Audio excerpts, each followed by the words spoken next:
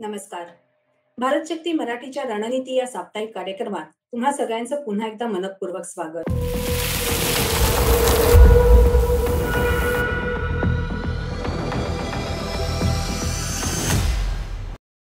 गेल्या काही दिवसांपासून श्रीलंकेत उद्भवलेली आणीबाणीची परिस्थिती आपण सगळेच जण वाचत ऐकत आहोत.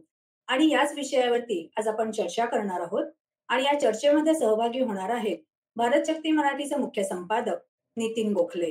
नितीन सर, आजच्याही कार्यक्रमात तुमचं मनःपूर्वक स्वागत. नमस्कार. नमस्कार आणि धन्यवाद आराधना. हा खूप महत्वाचा आणि आता अगदी करंट असलेला विषय आहे. तो निवडल्याबद्दल तुझे धन्यवाद. सर, श्रीलंका अगदी आपला शेजारचा देश आहे आणि तुमचे आणि श्रीलंकेमध्ये असणारे म्हणजे सातत्याने तुम्ही श्रीलंकेमध्ये अनेकदा प्रवास केलेला आहे. तर आधी तुम्ही बघितलेला श्रीलंका हा देश आणि आता मागच्या आठवड्यामध्ये तुम्ही एका शिखर परिषदेच्या निमित्ताने सहभागी होण्यासाठी गेला होता. त्यावेळेला दिसलेला श्रीलंका हा देश, काय फरक आहे नेमका? अ, श्रीलंका तसा खूप अतिसुंदर आणि रम्य असा एक देश आहे. आणि सगळ्यांना माहिती आहे भारतापासून सगळ्यात जवळ असणारा देश भारताच्या दक्षिणेला श्रीलंका आहे. मी जेव्हा 2006 ते 2009च्या युद्ध काळामध्ये तिथून रिपोर्टिंग करत होतो एका इंग्रजी चॅनलसाठी, त्यावेळेस श्रीलंका आणि आत्ताच्या श्रीलंकेमध्ये खूप फरक आहे. त्यावेळेस श्रीलंका एका भीतीच्या वातावरणात त्या त्या सावटाखाली आतंकवादी संघटना एल-टी-टी-ईच्या आतंकामुळे त्रस्त झालेला असा एक देश होता. आणि सतत रस्त्यावर किंवा कुठेही हॉटेलमध्ये किंवा बाहेर ऑफिसेसमधनं खूप भीतीचं वातावरण असायचं. ते भीतीचं वातावरण आता नाहीये. मी आता त्याच्यानंतर बरेच वर्ष बऱ्याच वेळेला गेलेलो आहे.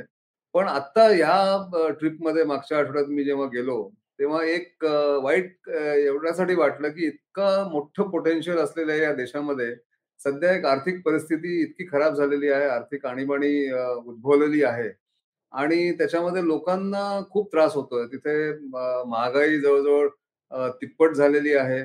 त्यांची करन्सी जी आहे ती डिव्हॅल्यू झाली आहे. आज पूर्वी पूर्वी ₹100 भारताचे तिथे ₹200 होते म्हणजे डबल होते त्यांची करन्सी. ती आता तिप्पट खाली गेलेली आहे. म्हणजे आता ₹300-350 भाव झालेला आहे त्या करन्सीचा श्रीलंकेच्या. त्यालाही त्यांच्याकडे रुपयाच असतो. आणि खूप तिथे अ, अ, तंटा खूप आहे लोकांमध्ये आणि तिथे पुरवठा खाद्यपदार्थांचा किंवा डिझेल, पेट्रोल याचा खूपच त्याची उणीव भासते. पुरवठा कमी होतोय. कारण श्रीलंकेकडे फॉरेन एक्सचेंज खूप कमी झालेलं आहे आणि आर्थिक परिस्थिती आज सध्या अशी आहे, की भारताने आणि काही प्रमाणात चीननी जर मदत नाही केली, तर येत्या महिन्यात त्यांना जेवढं इम्पोर्ट करायला लागतं तेल किंवा अ, खाद्यपदार्थ हे करता येणार नाहीत आणि भूकमारी पण तिथे होऊ शकते. अशी आशंका असल्यामुळे हे सगळं बघितल्यावर जरा वाईट वाटतं. कारण या देशाचं एक भवितव्य खूप भविष्य खूप चांगलं आहे, भवितव्य खूप चांगलं आहे असं मला नेहमी वाटायचं. पण एक 2-3 कारणांमुळे गेल्या 2 वर्षात तिथली परिस्थिती खूपच नाजूक झालेली आहे आणि खूप आणीबाणीची परिस्थिती उद्भवलेली आहे. सर, पुढचा प्रश्न माझा असा आहे, की ज्यावेळेला आपण श्रीलंकेच्या आर्थिक आणीबाणीबद्दल विचार करत असतो, तर ही आर्थिक आणीबाणी नेमकी कोणत्या कारणांमुळे आली असावी असं तुम्हाला वाटतं? अ, मी तर आर्थिक विश्लेषक नसल्यामुळे मला बाकीच्या लोकांच्या विश्लेषणावरतीच निर्भर करायला लागेल, की याची कारणं काय आहेत हे सांगण्यासाठी. आणि तिथे लोकांशी बोलल्यानंतर आणि तिथे लोकांशी चर्चा केल्यानंतर हे लक्षात आलं, की श्रीलंकेची फॉरेन एक्सचेंज अ, जेवढी एक त्यांची संख्या असते फॉरेन एक्सचेंज असण्याची, ही पहिल्यापासूनच आज नाही जवळ-जवळ 15 वर्षापासून ही नेहमीच नाजूक आहे, राहिलेली आहे. कारण 2010 मध्ये त्यांनी एक मला उदाहरण दिलं माझ्या काही तिथल्या इकॉनॉमिस्ट मित्रांनी, की 2010 मध्ये श्रीलंकेकडे अ, 7.02 बिलियन डॉलर्स एवढा फॉरेन एक्सचेंज रिझर्व्ह होता. म्हणजे तेवढ्या याच्यावरती त्यांचं ते रोल ऑन करून त्याच्यातले इम्पोर्ट्स जेवढं काही आयात करायला लागायची, खाद्यपदार्थ, औषधं फर्टिलायझर्स आणि पेट्रोल आणि डिझेल हे त्याच्यातनं त्यांचं निभावून जात होतं. पण 2014 मध्ये 2015 मध्ये एक नवीन सरकार जेव्हा आलं, त्यांनी बाहेरून विदेशातनं अजून कर्ज घेतलं आणि हे कर्ज $24 बिलियन चे जे कर्ज होतं मार्केटमध्ये, फॉरेन मार्केटमध्ये, ते जवळ-जवळ $37 बिलियन इतकं म्हणजे तेवढा फरक पडला त्याच्यामध्ये. त्यांनी घेतलं तेवढं $13 बिलियन एक्स्ट्रा लोन त्यांनी घेतलं.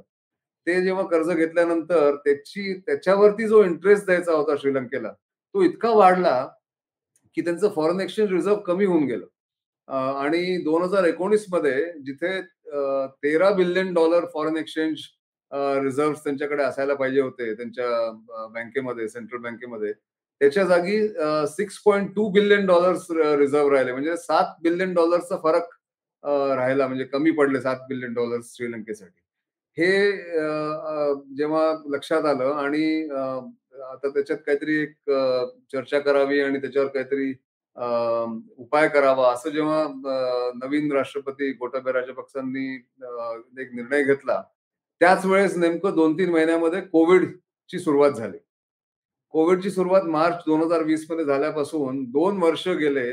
तिथे पर्यटक अ, अजिबात येऊ शकले नाहीत कोविडच्या परिस्थितीमुळे. आणि श्रीलंकन मूळचे जे लोकं बाहेर विदेशात काम करायचे, त्याच्यातले जवळ-जवळ 70-80% लोकं श्रीलंकेत परत चालले आले, कारण त्यांच्या नोकऱ्या गेल्या.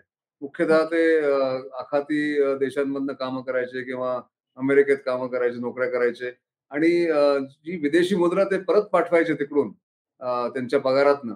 त्यांनी सुद्धा यांचं फॉरेन एक्सचेंज रिझर्व्ह वाढलेलं असायचं.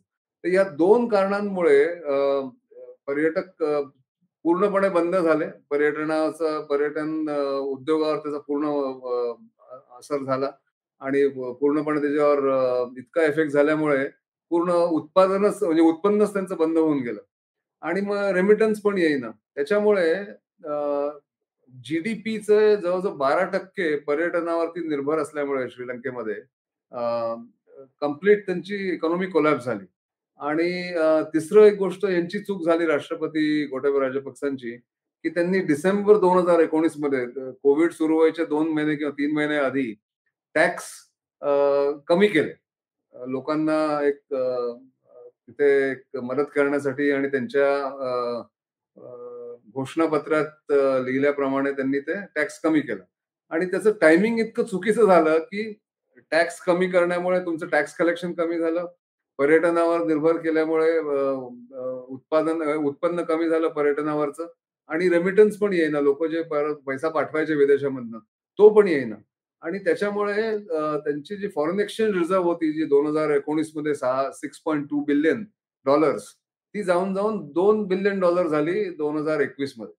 म्हणजे अक्षरशः त्यांच्याजवळ पैसाच राहिला नाही बाहेरून काही मागवायला किंवा बाहेरच्या लोकांना पैसे देण्यासाठी. त्याच्यामुळे ही परिस्थिती आज उद्भवली आहे आणि फक्त भारत आणि चीन त्यांना काही ना काही कारणांनी मदत करताय. वेगवेगळ्या प्रकारे त्यांना कर्ज देतायत. लाँग टर्म ज्याला लोन म्हणतात ते किंवा थोडीशी मदत पण करतायत, ग्रँट देतायत. पण आता परिस्थिती खूपच कठीण झालेली आहे श्रीलंकेमध्ये. सर ह्याच्यामध्ये अजून एक मुद्दा मला विचारावासा वाटतो, की नवीन राष्ट्रपतींनी सरकार म्हणजे सत्तेमध्ये आल्यानंतर रासायनिक खतांचा वापर पूर्णपणे थांबवण्याचं एक आवाहन शेतकऱ्यांना केलेलं होतं. तर याचाही काही परिणाम त्यांच्या अन्नधान्याच्या टंचाईसाठी झालेला आहे का? तो झाला, नक्कीच झाला.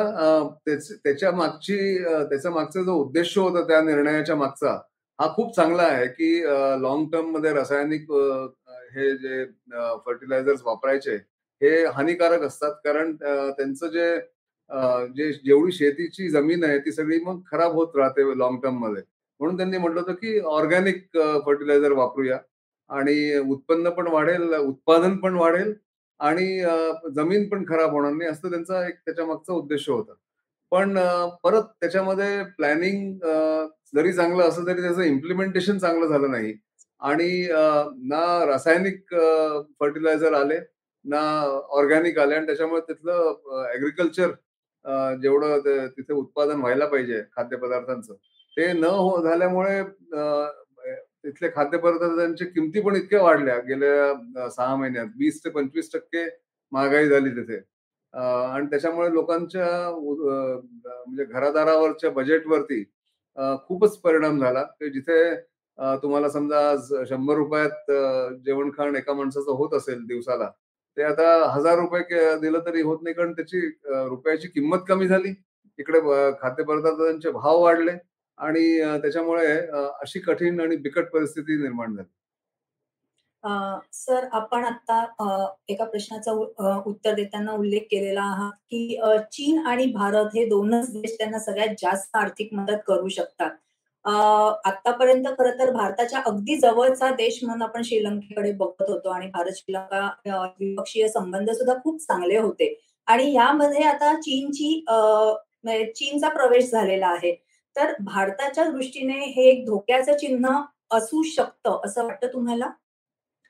हो, गेले जवळ-जवळ श्रीलंकेमध्ये भारत आणि चीनची कॉम्पिटिशन आज गेले कित्येक वर्ष सुरू आहे. हेच जे गोटाबया राजपक्ष आणि त्यांचे मोठे भाऊ महिंदा राजपक्ष जेव्हा नाही. राष्ट्रपती होते, तेव्हा त्यांना त्यांच्या बाबतीत असं म्हटलं जायचं, की ते चीनच्या खूप जवळचे आहेत. त्यांची जवळीक खूप जास्ती असल्यामुळे ते भारताला दूर ठेवतायत, भारताची मदत नाकारतायत. असं असताना सुद्धा भारताने मदत आपली सुरू ठेवली आणि आता चीननी असं केलंय, की चीन म्हणते, की तुम्ही जर आमचं कर्ज परत करू नाही शकले, तर तुमची जमीन आम्हाला आमच्या नावावर करून द्या किंवा तुमचे जे ॲसेट्स आहेत, पोर्ट कुठलं तिथलं बंदर आहे हंबनटोटा म्हणून त्याच्यावरती आमचा कब्जा 99 वर्षाचं लीज प्लीज. राहील त्या हंबनटोटावरती. असं त्यांनी करून घेतल्यामुळे म्हणजे अचानक नाही, पण हळू या लोकांच्या लक्षात आलं, तिथल्या राज्यकर्त्यांना लक्षात आलं, की चीनचं जे मॉडेल आहे कर्ज देण्याचं, हे खूप हानिकारक आहे, धोकादायक आहे आणि हे देशाला हानी पोहोचवू शकतं. म्हणून हळू गेल्या 2-3 वर्षात श्रीलंकेनी भारताकडे वळण्याचा निर्णय घेतला. भारताकडे वळले. आता भारताला बरेचसे प्रोजेक्ट्स त्यांनी दिले आहेत. कारण भारताने हे अगदी क्लिअर केलेलं आहे, की आपले खूप जुने संबंध आहेत आणि आम्हाला तुमचे assets, land assets, port assets हे सगळं आम्हाला नकोय. आम्ही वाटलं तर कर्ज माफ करू किंवा कर्ज वसुली पुढे ढकलू शकतो.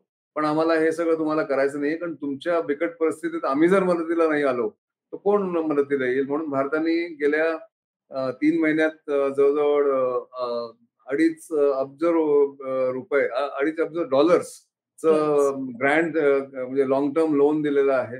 त्याच्यात खाद्यपदार्थांची आयात, औषधांची आयात आणि आता डिझेल आणि पेट्रोलची आयात या तिन्ही इसेन्शियल गुड्स ज्याला म्हणतो, त्याच्यामध्ये मदत करण्यासाठी भारताने मदत केलेली आहे. अजून एक 1.5 अब्ज अजून लोन देऊ शकतो भारत, अशी एक तिथे चर्चा सुरू आहे श्रीलंकेमध्ये. पण आत्ता श्रीलंकेजवळ एकच उपाय आहे या सगळ्याच्यावर म्हणजे वर्चस्व निर्माण करण्यासाठी किंवा याच्यावरती या बिकट परिस्थितीला सामोरं जाण्याचा एकच पर्याय त्यांच्याजवळ आहे. तो आहे IMF कडे, इंटरनॅशनल मॉनिटरी फंडकडे जाण्याचा आणि जे कर्ज त्यांच्यावरती झालेलं आहे त्याचं रिस्ट्रक्चरिंग करण्याचा, म्हणजे हे पुढे ढकलणं, की 15-20 वर्षानंतर ते देता येईल, असं बघता येईल त्याला.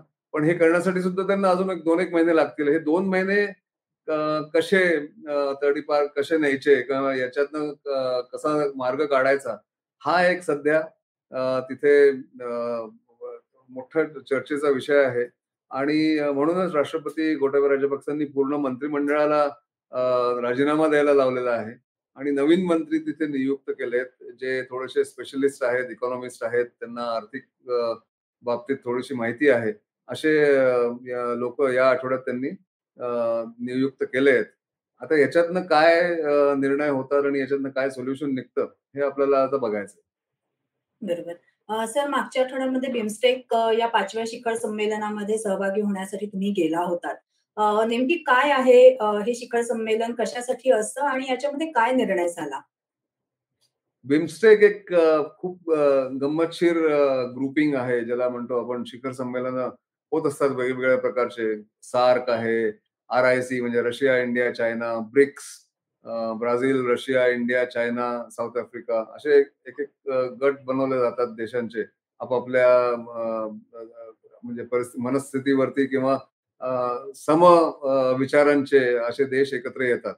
तर बिमस्टेक जरी 25 वर्षापूर्वी त्याची स्थापना झालेली होती. बिमस्टेक म्हणजे बे of Bengal initiative on science and technology cooperation असं त्याचं एक पूर्ण एक फुल फॉर्म आहे.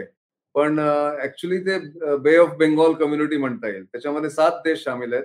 भारत, श्रीलंका, थायलंड, भूटान, नेपाळ आणि बांगलादेश हे 7 देश त्याच्यात शामिल आहेत आणि भारत या ग्रुपिंगला जास्ती त्याच्यात प्रोत्साहन याच्यासाठी देत आहे, की हे SAARC South Asian association of regional corporation म्हणून जे बरंच जुनं एक ग्रुपिंग आहे इथल्या देशांचं साउथ एशियामधल्या. साऊथ त्याच्यामध्ये एशियाचा. पाकिस्तान शामिल असल्यामुळे तिथे कधीच कामं होत नव्हती. त्याच्यात काहीच निर्णय होत नव्हते. सतत भारत आणि पाकिस्तानचं भांडण त्याच्यावरती सावट यायचं त्या सार्क समिटवरती.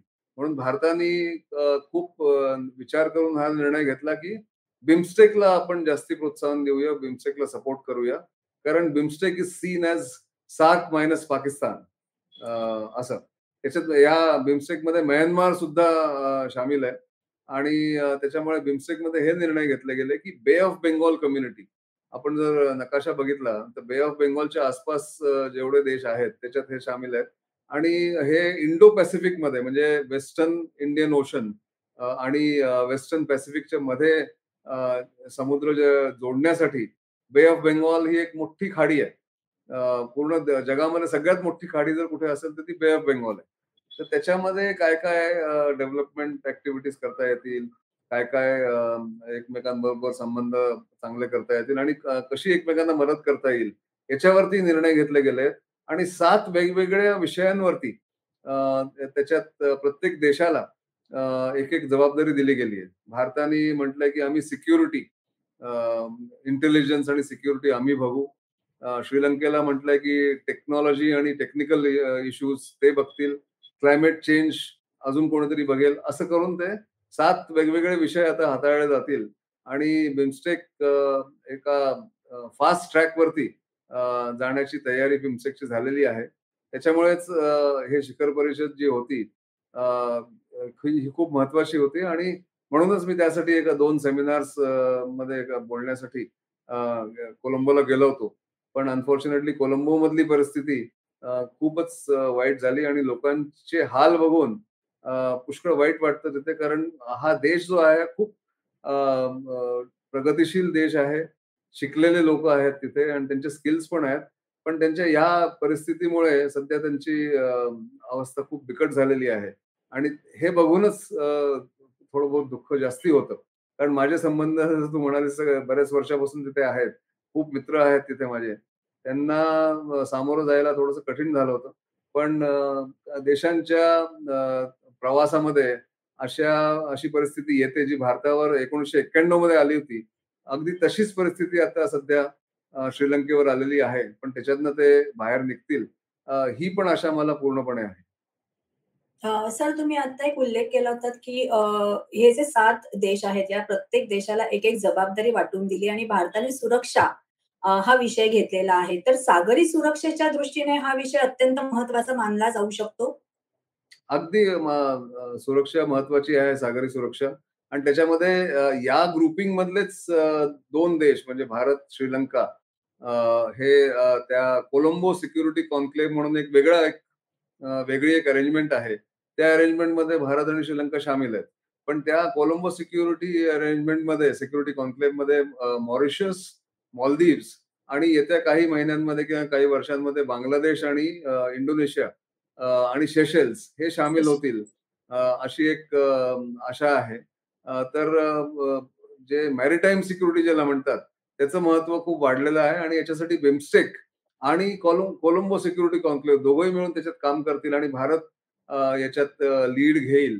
अ, ही अपेक्षा या सगळ्या देशांमध्ये आहे. कारण भारताकडे जे पाहिजे तेवढ्या स्किल्स आहेत, तेवढी कपॅसिटी आहे आणि म्हणून तिथली जी सुरक्षिततेची जी जबाबदारी आहे ती भारताला दिली गेली. सर खरं तर श्रीलंकेमध्ये उद्भवलेली आणीबाणी आणि आर्थिक परिस्थिती ह्याचा विचार करता आपल्याकडे भारतामध्ये किंवा महाराष्ट्रामधल्या आपल्या वाचक प्रेक्षकांना इथे जी माहिती किंवा ज्या बातम्या येतात माध्यमांपर्यंत, माध्यमांच्या मार्फत ज्या बातम्या दिल्या जातात, तेवढ्याच कळतात. पण आज तुम्ही प्रत्यक्ष तिथे जाऊन तिथली परिस्थिती काय आहे किंवा कशा पद्धतीने त्याच्यावरती उपाययोजना करता येऊ शकते, ह्याच्यावरती थोडाफार प्रकाश टाकण्याचा प्रयत्न केलेला आहे आणि एक वेगळा अँगल ह्याच्यामुळे आपल्या प्रेक्षकांना नक्कीच समजलेला असेल. या सगळ्या माहितीबद्दल सगळ्यांच्या वतीने मी खूप खूप आभार मानते. धन्यवाद सर. धन्यवाद आणि परत भेटूया. नक्कीच, असेच काही काही विषय घेऊन. पण या कार्यक्रमामध्ये लोकांना नक्कीच वेगळी माहिती देण्याचा प्रयत्न आपण करतो आणि हे बहुतेक लोकं याच्यावरती काही ना काही प्रतिक्रिया देत असतील अशी आशा आहे. नक्कीच, नक्कीच सर. धन्यवाद परत एकदा. धन्यवाद. प्रेक्षक हो, आजचा कार्यक्रम तुम्हाला कसा वाटला हे आम्हाला नक्की कळवा. त्यासाठी तुम्हाला काय करायचंय, तर भारत शक्ती मराठी या YouTube चॅनलला लाईक करा, शेअर करा, सबस्क्राईब करा. सगळ्यात महत्त्वाची गोष्ट म्हणजे हे सबस्क्रिप्शन पूर्णतः विनामूल्य आहे. म्हणजे याच्यासाठी कोणत्याही प्रकारचं अतिरिक्त मूल्य तुम्हाला मोजावं लागणार नाही.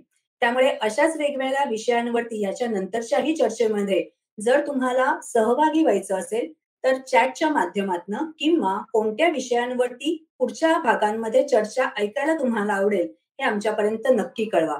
भेटूया पुढच्या भागात. तोपर्यंत नमस्कार.